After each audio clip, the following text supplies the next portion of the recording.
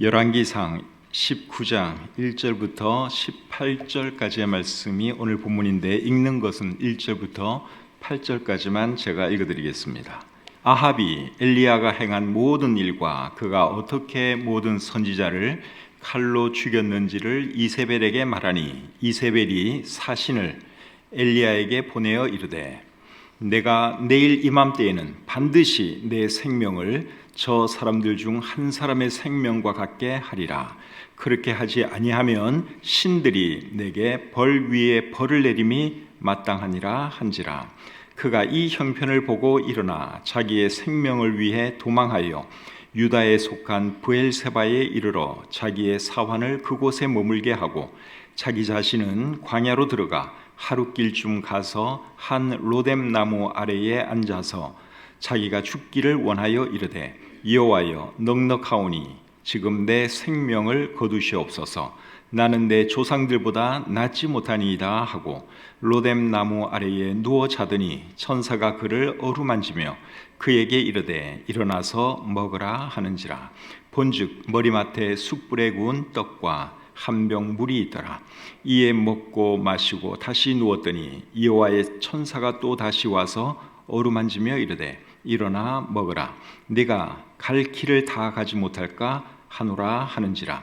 이에 일어나 먹고 마시고 그 음식물의 힘을 의지하여 40주 40야를 가서 하나님의 산 호렙에 이르니라. 아멘.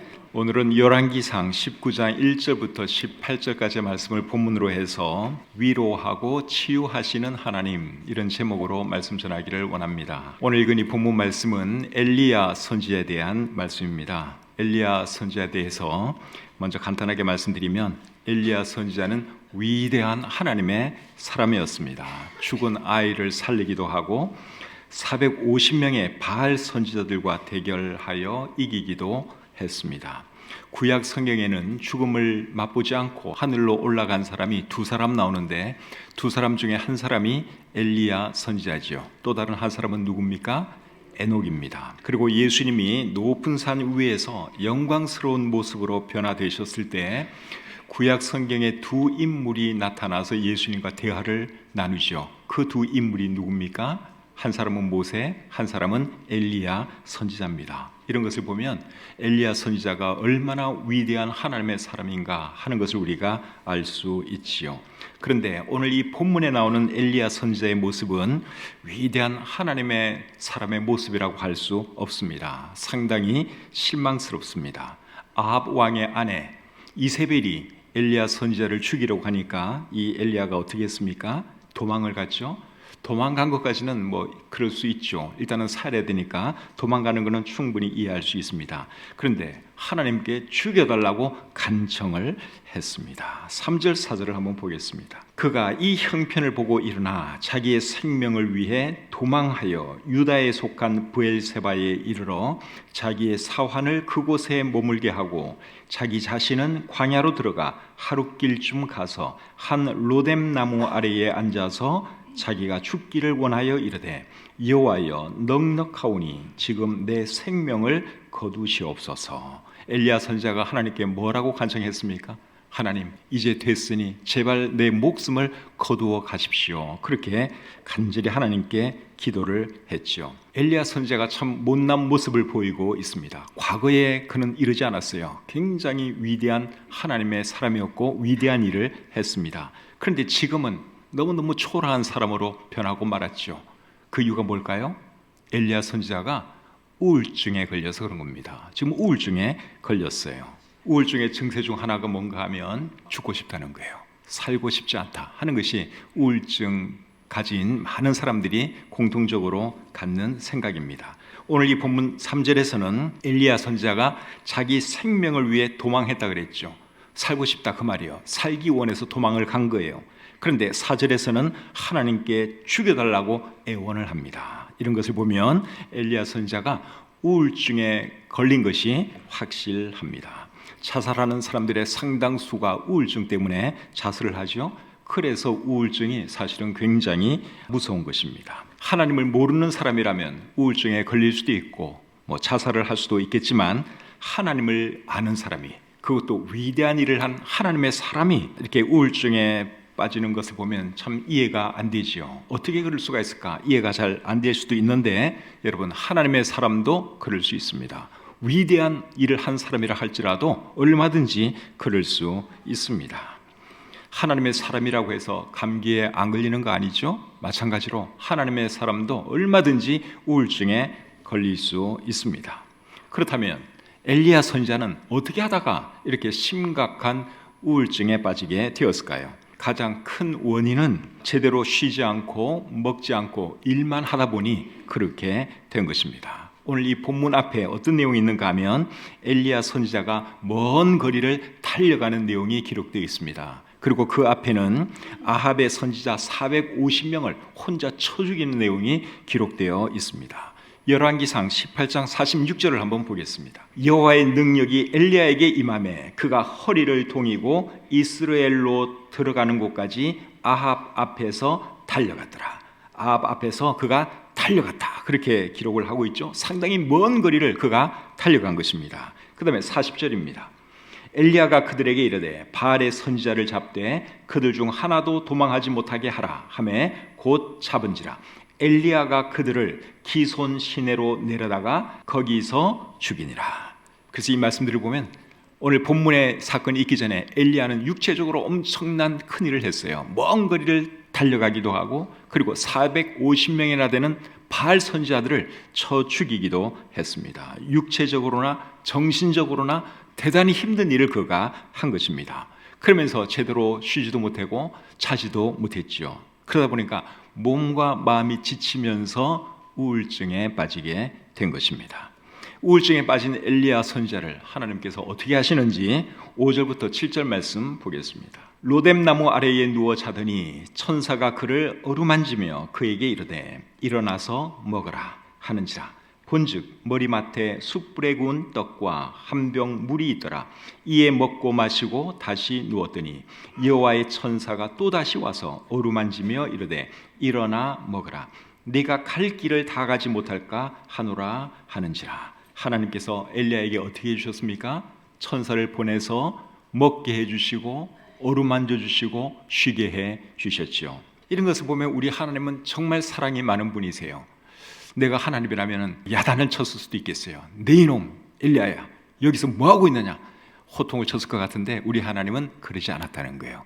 따뜻한 손으로 그를 만져주셨고 먹을 것을 주셨고 잠을 자게 해 주셨습니다. 우리 하나님이 정말 사랑이 많은 그런 분이세요. 어머니가 아픈 자녀를 돌보는 것처럼 지금 우리 하나님이 엘리야 선지자를 그렇게 돌보고 계십니다. 우리가 섬기는 하나님이 여러분 이런 분이세요. 얼마나 좋은 분인지 모릅니다. 위로해 주시고 치유해 주시는 분이 저와 여러분이 섬기는 하나님이다 하는 것이죠. 우울증과 관련해서 한 가지 배울 수 있는 것이 있습니다.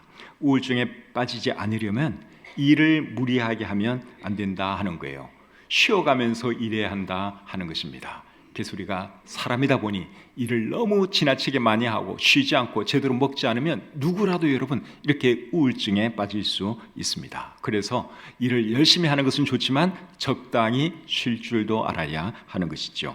마가복음 6장 31절 말씀을 한번 보겠습니다. 이르시되 너희는 따로 한적한 곳에 가서 잠깐 쉬어라 하시니 이는 오고 가는 사람이 많아 음식 먹을 겨를도 없음이라. 예수님께서 제자들에게 뭐라고 말씀을 하셨죠? 한적한 곳에 가서 쉬어라 그렇게 말씀을 하셨어요. 왜 그렇게 말씀을 하셨어요? 제자들이 그동안 너무 바빴어요. 제대로 먹지도 못하고 쉬지도 못했습니다. 이렇게 계속 일하다가는 지쳐 쓰러질 게 뻔하니까 우울증에 빠질 것 같으니까 예수님께서 사랑하는 제자들에게 가서 좀 쉬어라 그렇게 말씀을 하신 것이죠. 그래서 우리도 일을 열심히 하는 것은 좋지만 적당히 쉴 줄도 알아야 합니다. 하나님께서 우주 만물을 엿새 동안 창조하시고 7일째는 쉬셨죠? 왜 쉬셨습니까?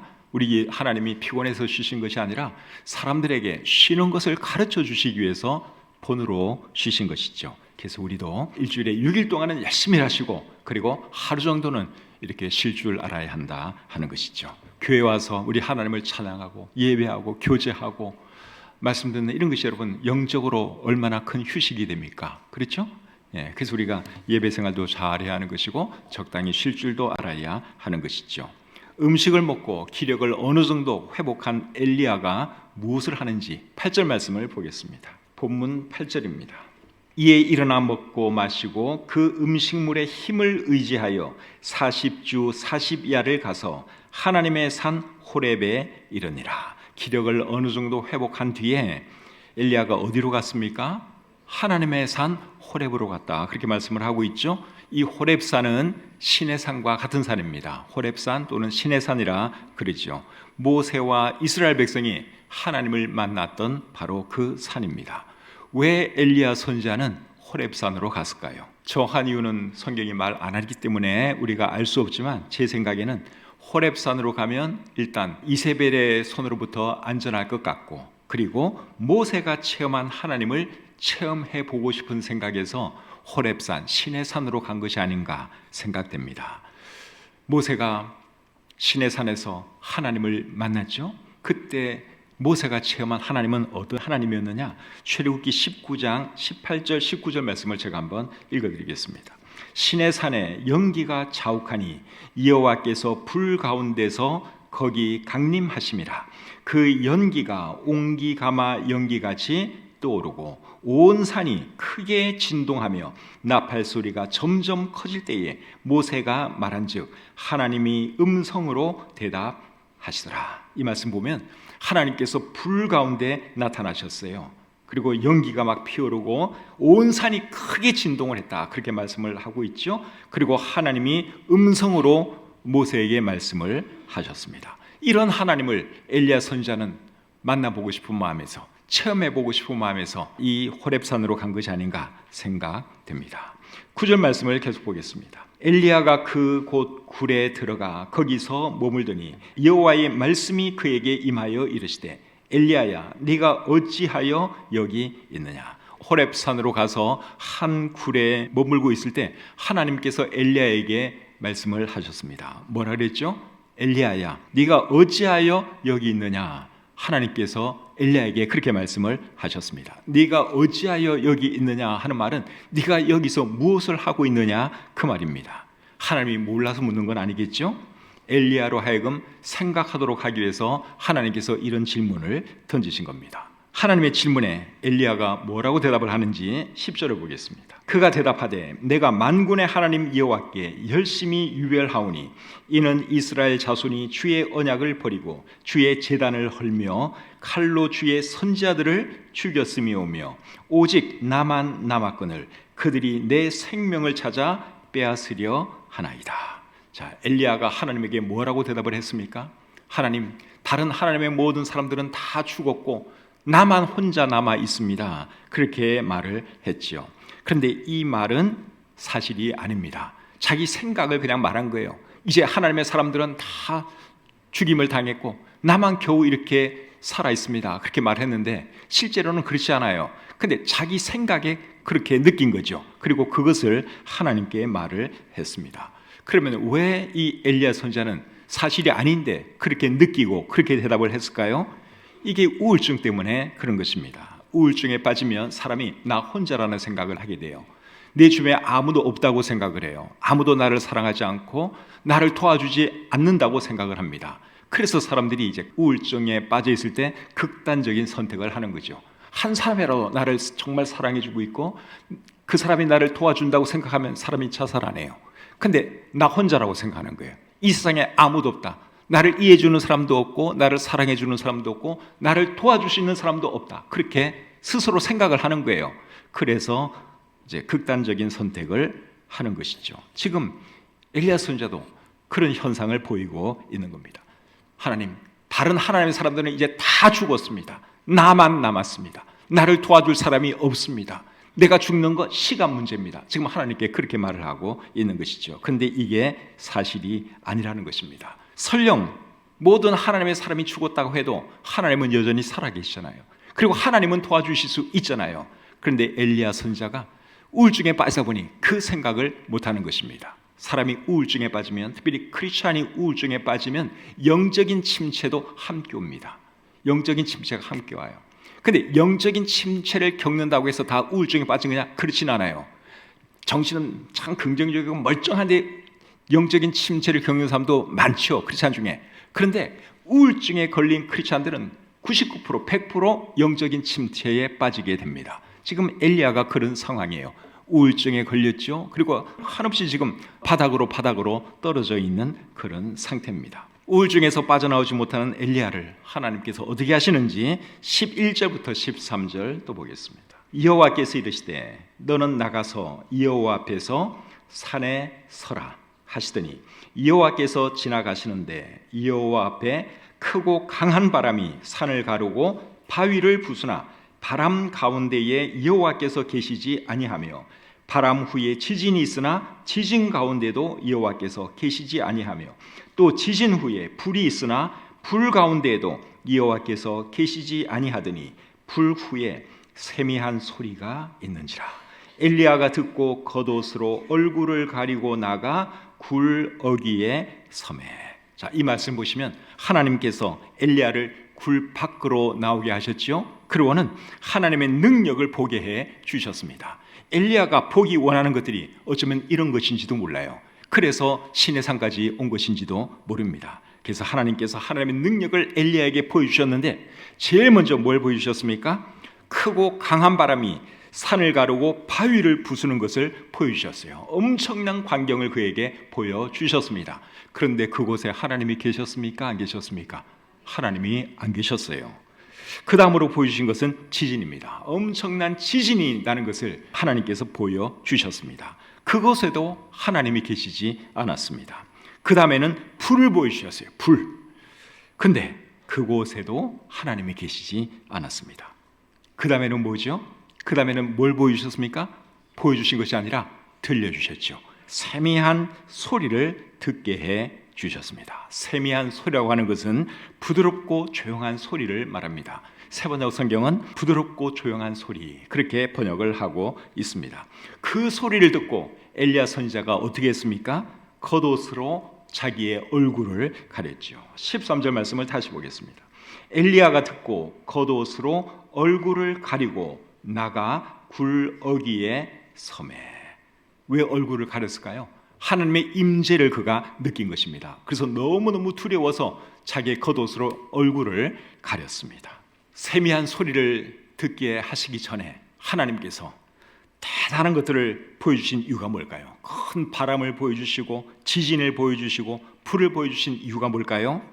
하나님은 대단한 것을 통해서도 일하시고 말씀하시지만 때로는 세미한 소리를 통해서도 일하시고 말씀하시는 것을 가르쳐 주시기 위해서 하나님께서 그렇게 하신 것입니다. 엘리야가 지금까지 해온 사역은 외적으로 보면 대단한 사역입니다. 불이 하늘에서 내려오게 만들고 죽은 아이를 살리기도 하고 메마른 하늘에서 비가 쏟아지기도 만들었습니다. 정말 대단한 사역을 엘리야가 해왔습니다. 그런데 그런 것이 다가 아니라는 것을 보여주시기 위해서 하나님은 세미한 소리로 그에게 나타나 주신 것입니다. 오늘날에도 사람들은 대단한 것을 보기 원하죠. 대단한 것을 보면 그곳에 하나님이 있는 것으로 사람들이 생각을 합니다. 그런데 하나님이 그곳에 안 계실 수도 있습니다. 오늘날에도 사람들이 얼마나 대단한 거 좋아합니까? 이적, 기사, 능력 이런 거 보기 원하고 체험하기 원하거든요. 그리고 그런 것이 나타나는 곳에 하나님이 계신다고 생각을 해요. 그런데 그렇지 않을 수도 있다는 거예요. 오늘 이 본문에 보시면 큰 바람 속에 하나님이 안 계셨어요. 지진 가운데도 하나님이 안 계셨어요. 불 가운데도 하나님이 안 계셨어요. 하나님이 어디에 계셨습니까? 세미한 소리 가운데 계셨죠. 오늘날에도 우리 하나님은 이렇게 역사하시는 분이라고 하는 것을 잊지 마시기를 바랍니다. 그러니까 너무 큰 거, 대단한 거 이런 것만 좋아하시면 안 돼요. 우리 하나님은 세미한 소리로 우리에게 말씀하시는 분이다. 세미한 소리 가운데 함께 하시는 분이다 하는 것을 여러분들이 꼭 기억하시기를 바랍니다. 지난주일에 제가 어떤 설교했는지 기억하십니까? 지난주일에 제가 우리 교회 재정에 대해서 설교 중에 말씀을 드렸죠. 그 설교를 하기 전 주간에 제가 우리 교회 재정 문제로 인해서 적지 않은 스트레스를 받았습니다.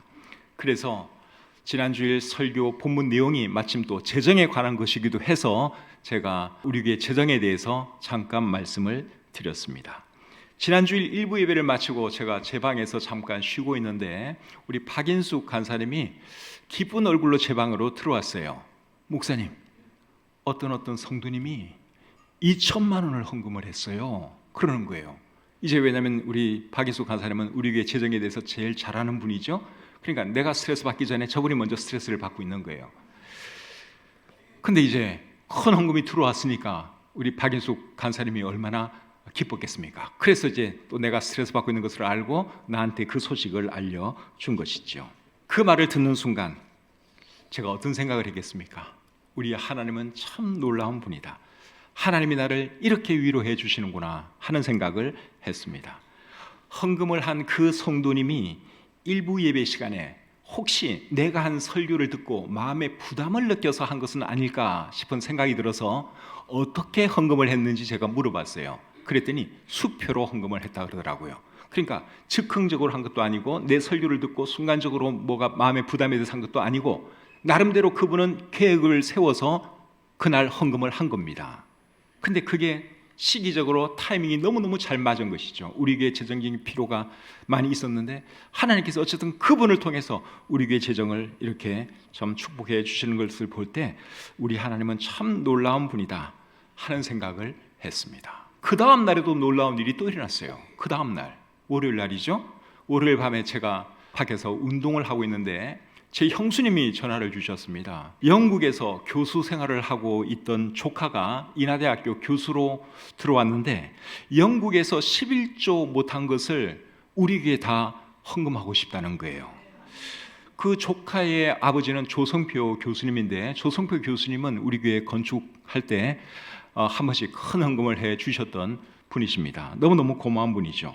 근데 제 형수님이 자기 동생에게나 자기 조카에게 우리 교회 재정 상황에 대해서 최근에 말을 한 적이 없다는 것입니다. 그런데 그 조카가 갑자기 우리 교회에 자기가 모아둔 그 11조를 헌금하겠다는 말을 들었을 때 우리 형수가 깜짝 놀란 거죠. 안 그래도 어저께 참 그런 설교를 들었는데 자기 조카가 그렇게 큰 헌금을 또 하겠다고 하니 얼마나 참 놀라고 기뻤겠습니까? 그래서 월요일 밤에 저한테 전화를 준 거죠. 그 헌금 액수는 1,100만 원입니다.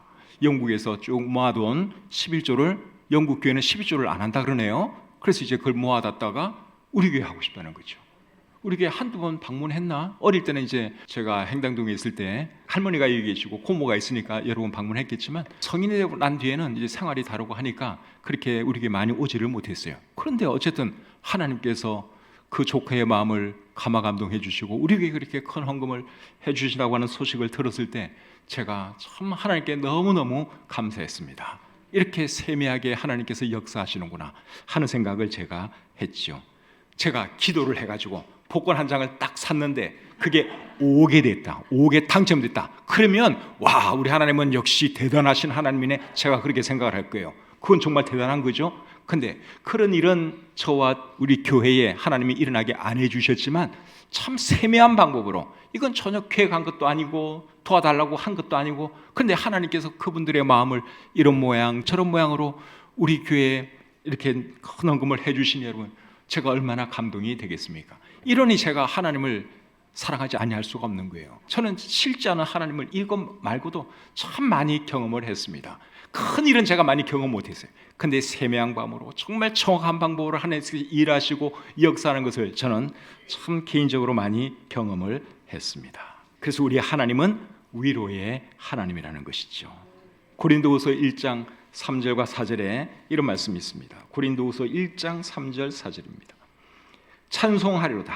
그는 우리 주 예수 그리스도의 하나님이시오 자비의 하나님이시오 모든 위로의 하나님이시며 우리의 모든 환난 중에서 우리를 위로하사. 우리 하나님은 위로의 하나님이 맞죠? 우리 하나님은 저를 위로해 주시고 우리 교회를 위로해 주시는 그런 하나님이십니다. 엘리야 선지자가 하나님의 세미한 소리를 듣고 겉옷으로 얼굴을 가리고 굴 밖으로 나갔습니다. 그때 하나님께서 뭐라고 말씀을 하시죠? 13절 하반절 계속 보겠습니다. 소리가 그에게 임하여 이르시되 엘리야야 네가 어찌하여 여기 있느냐. 앞에서 했던 질문을 똑같이 하셨어요. 엘리야야 네가 어찌하여 여기 있느냐. 똑같은 질문을 하나님께서 했습니다. 똑같은 하나님의 질문에 엘리야 선지자는 또 똑같이 대답을 합니다. 14절 보겠습니다. 그가 대답하되 내가 만군의 하나님 여호와께 열심히 유별하오니 이는 이스라엘 자손이 주의 언약을 버리고 주의 제단을 헐며 칼로 주의 선지자들을 죽였음이오며 오직 나만 남았거늘 그들이 내 생명을 찾아 빼앗으려 하나이다. 10절에서 했던 말과 똑같은 말을 엘리야 선지자가 또 하고 있습니다. 똑같은 대답을 하는 것을 보면 엘리야 선지자의 우울증이 나았습니까? 안 나았습니까? 아직도 안 나았어요. 우울증이 그대로 있는 것을 우리가 볼 수 있죠. 그래서 하나님이 이번에는 또 어떻게 하시느냐? 15절 16절 보겠습니다. 여호와께서 그에게 이르시되 너는 내 길을 돌이켜 광야를 통하여 다메섹에 가서 이르거든 하사엘에게 기름을 부어 아람의 왕이 되게 하고 너는 또 님시의 아들 예후에게 기름을 부어 이스라엘의 왕이 되게 하고 또 아벨모홀라 사밧의 아들 엘리사에게 기름을 부어 너를 대신하여 선지자가 되게 하라. 하나님께서 엘리야 선지자에게 세 가지를 하라고 말씀을 하셨습니다. 첫째가 뭡니까? 다메섹으로 가서 하사엘에게 기름을 부어 아람의 왕이 되게 하라 하는 것이고, 두 번째는 님시의 아들 예후에게 기름을 부어 이스라엘의 왕이 되게 하라 하는 것입니다. 그리고 세 번째는 엘리사에게 기름을 부어 내 후임 선지자가 되게 하라 하는 것입니다. 이 세 가지 일을 하라고 말씀을 하셨어요. 이 세 가지 일은 여러분 상당히 큰 일이죠. 사람에게 기름을 부어 왕을 세우는 거예요. 아람의 왕을 세우고 북이스라엘의 새로운 왕을 세우고 그리고 네 후계자 선지자를 세우라 하는 그 일을 하나님께서 엘리야에게 하라고 하셨습니다. 상당히 비중 있는 일을 하게 하신 것이죠. 그런데 여러분 하라고 한 이 일은 큰 일이지만 정말 비중 있는 일이지만 육체적으로 힘든 일은 아니에요. 맞죠? 기름 붓는 거 그거 육체적으로 힘든 일은 아니에요. 그렇지만 물론 대단히 중요한 일이죠. 하나님께서 우울증에 빠져있는 엘리야 선지자에게 이 세 가지를 하라고 하신 이유가 뭐겠습니까? 일을 해야 엘리야의 우울증이 나을 것을 하나님이 아셨기 때문에 할 일을 그에게 주신 것입니다. 일을 무리하게 하면 우울증에 빠질 수 있어요. 그러나 적당한 일은 우울증의 예방과 치료에 도움이 됩니다. 집에서 아무것도 안 하고 방구석에 처박혀 있으면 사람이 우울해져요. 그래서 우울증에 걸리려고 하는 사람들은 밖으로 나가셔야 돼요. 하나님도 굴에 있는 엘리야 선지자를 밖으로 나오게 하셨죠? 밖으로 나오게 하셨어요. 그래서 여러분 이 우울증에 걸리면 혼자 있는 걸 좋아해요. 방 속에 혼자 갇혀 있는 걸 좋아해요. 사람들 만나는 거 싫어해요. 일하는 것도 싫어해요. 그냥 혼자 가만히 있는 거예요. 그러면 우울증이 절대로 나을 수가 없습니다. 그래서 하나님께서 엘리야를 굴 밖으로 나오게 하셨고 할 일을 주신 거예요. 세 가지. 그거 네가 가서 해라. 그렇게 말씀을 해 주신 것이죠. 17절 말씀 보겠습니다. 하사엘의 칼을 피하는 자를 예후가 죽일 것이요 예후의 칼을 피하는 자를 엘리사가 죽이리라. 이게 무슨 말씀인가 하면 우상 숭배하는 사람들을 하나님께서 벌하시겠다 하는 말씀이에요. 근데 누구를 통해서 벌하시는가 하면 엘리야 선지자가 기름 부어 세울 세 사람을 통해서 하나님께서 그 일을 하겠다는 것입니다. 방금 하나님께서 세 사람에게 기름을 부으라고 말씀을 했죠. 그 세 사람이 결국 어떤 일을 하는가 하면 북이스라엘의 우상 숭배를 쓸어내는 거예요. 우상 숭배자들을 멸하는 그 일을 이제 하게 되는 것입니다. 엘리야 선지자가 이 말을 들었을 때 얼마나 큰 격려가 되었겠습니까? 격려가 되겠죠. 지금 엘리야 선지자는 이세벨이 무서워서 지금 여기 도망와 있잖아요. 자기 목숨이 두렵기도 하고. 그래서 지금 우울증에 이렇게 빠져 있는데 하나님께서 자기의 모든 원수를 다 갚아주시겠다는 거예요. 하나님께서 그것도 엘리야가 세운 사람들을 통해서 북이스라엘의 악한 사람들, 우상 숭배자들 하나님께서 손봐 주시겠다고 하니 얼마나 위로가 되고 격려가 되겠습니까? 18절 말씀 보겠습니다. 그러나 내가 이스라엘 가운데 7,000명을 남기리니 다 바알에게 무릎을 꿇지 아니하고 다 바알에게 입맞추지 아니한 자니라. 아까 엘리야 선지자는 자기 혼자 남았다고 그랬죠. 근데 하나님은 7,000명을 남겨두셨다. 그렇게 말씀을 하고 있습니다. 이런 말을 들었을 때도 여러분 얼마나 큰 위로와 격려가 되었겠습니까? 하나님은 이런 놀라운 방법으로 엘리야 선지자의 우울증을 치유해 주셨습니다. 엘리야에게 하나님은 어떤 분이셨어요? 위로하시는 하나님이었고 격려하시는 하나님이었고 치유하시는 하나님이셨죠. 우리 하나님은 오늘날에도 그런 분이세요. 저와 여러분에게 우리 하나님은 그런 분이십니다. 우울한 분 계십니까? 낙심 중에 있는 분 계십니까? 위로의 하나님, 격려하시는 하나님을 바라보시기를 바랍니다. 다른 사람 크게 기대 안 해도 괜찮아요. 하나님 바라보시고 하나님을 예배하시고 세미한 하나님의 음성을 들을 수 있기를 바랍니다. 힘들고 어려울 때 성경을 피세요.